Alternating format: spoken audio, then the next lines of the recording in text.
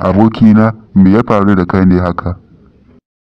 Abin da ya sa ka ina kuka, azumi ya kusa wucewa shi yasa nake kuka.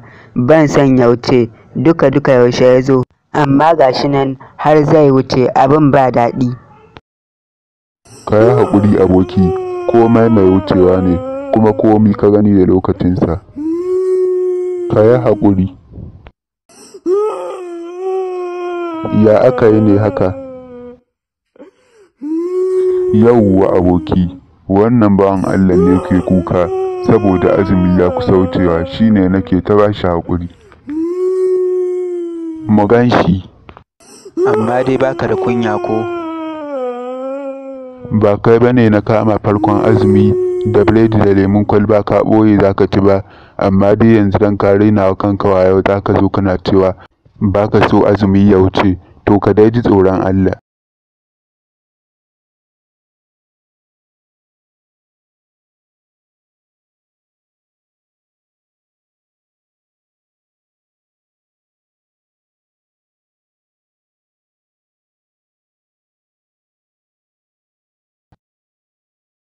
Wallahi haka ne fa, ban manta ba wajena ya zo ya sayi biredi da fanta, har yana ce man fantan nan akwai sanyi, na azan ma yara zai kai mawa.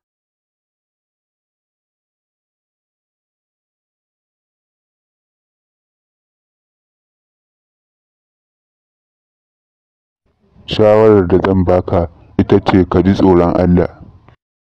Wannan gaskiya ne. Ku ba shi shawara akan halin da yake ciki na rashin jin daɗi.